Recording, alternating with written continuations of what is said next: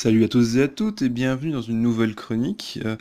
Ça aura pris du temps, mais me revoilà. Alors, est-ce que d'autres vont revenir très vite? Ça va sans doute prendre bien son temps, j'en parlerai peut-être après. Donc aujourd'hui on va parler de Shiryu du Dragon. Donc c'est l'un des personnages principaux, mais plus précisément celui qui incarne le mieux le héros parfait. Perfection que Seiya ne pouvait atteindre, se dit en passant. Bon, je vais un petit peu extrapoler. Il a tout ce qu'il faut pour être un bon défenseur d'Athéna. La dévotion, la force, la fierté, la bonté, l'humilité, la tendance sacrificielle, la sagesse, et évidemment c'est un disciple parfait. Tout ça, eh bien c'est Shiryu. Mais cette perfection fait de lui un personnage dans lequel on ne peut pas vraiment s'identifier. En effet, Shiryu n'a pas vraiment de défauts à proprement parler. Et pour une bonne identification, eh bien il faut pouvoir retrouver ses qualités et ses défauts dans un personnage, ce qui est très difficile avec le cas de Shiryu. Mais parlons un petit peu de son développement. Car si son écriture est faite pour viser la perfection, eh bien son développement, lui, ne suit pas vraiment les mêmes lignes. En effet, Shiryu n'évolue pas vraiment durant la totalité de l'histoire, là où Seiya passe d'une personne qui méprise totalement Saori à une personne extrêmement loyale envers elle, et passe d'un héros immature à un héros dont le vécu se sent dans sa façon d'agir et de se comporter, mais bon, après, on reparlera de Seiya plus tard. Shiryu lui reste fidèle à lui-même, donc un fidèle disciple, prêt à se sacrifier pour la justice, ce qui lui vaudra d'être sauvé par beaucoup trop de personnes. Ah, vous ne me croyez pas? Eh bien, il est sauvé par Seiya, par Mu, par le Dragon Noir, par Doko, par Athéna, par Shura, et même par les Chevaliers d'Acier. 2 fois. En effet, il est plus souvent sauvé que nu au combat. Parlons un petit peu du comportement de Shiryu, montrant toujours un profond respect envers chaque adversaire qu'il voudra toujours affronter à armes égales. Si un adversaire est handicapé, eh bien Shiryu voudra avoir le même handicap pour toujours avoir un combat équilibré. C'est donc pour ça que Shiryu perd si souvent son armure. Après avoir parlé de lui, eh bien on va essayer de parler un petit peu de la création de son personnage et surtout de son armure. En effet, en Chine, un des 4 animaux gardiens des points cardinaux est le dragon d'azur de l'Est aussi nommé Seiryu. En japonais, vous voyez donc une proximité avec Shiryu. C'est bien normal. Mais ce n'est pas tout, car chez les japonais, le dragon Ryujin est un dieu dragon de la mer qui contrôle les vagues de l'océan avec des joyaux magiques. Mais il existe aussi un dragon maléfique, le Yamata no Orochi, qui est tué par le dieu Susanoo à l'aide d'une épée sacrée Kusanagi.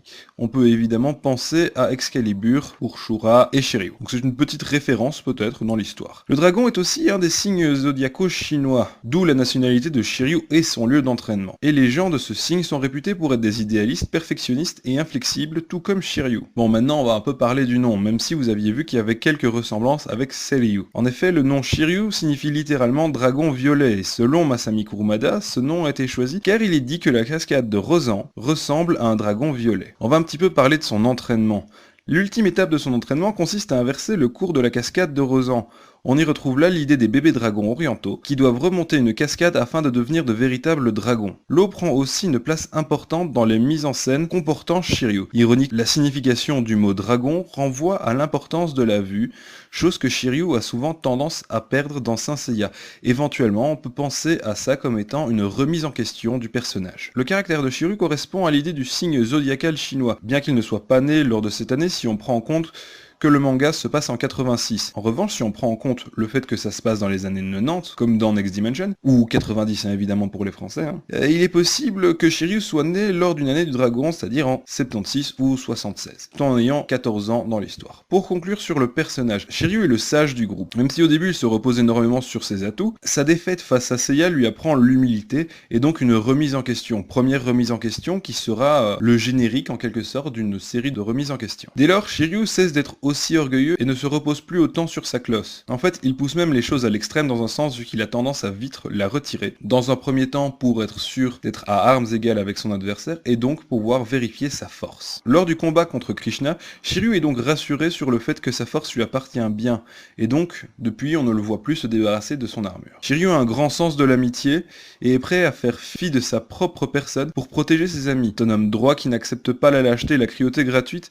En dépit de toutes ses qualités, on pourra cependant lui reprocher son côté moralisateur qui tente d'appliquer sur ses adversaires la rigueur de vie dont il fait preuve envers lui-même. Ce qui en vérité n'est pas réellement un défaut en soi, c'est juste qu'il faut vraiment essayer d'en trouver un. Shiryu est assurément placé sous le signe du sacrifice exactement comme Shun, malgré le fait que Shun lui est bel et bien sous le signe d'Andromède. En effet, Shiryu n'hésite pas à se mettre en danger, offrant la moitié de son sang pour sauver Seiya, puis ensuite affronter le Chevalier Noir dans cet état. Il se crève ensuite les yeux face à Argol, puis utilise une attaque suicide contre Shura, intervient même pour aider Mu, Aliolia et Milo lors de l'Athéna exclamation alors qu'il risque pourtant d'être pulvérisé.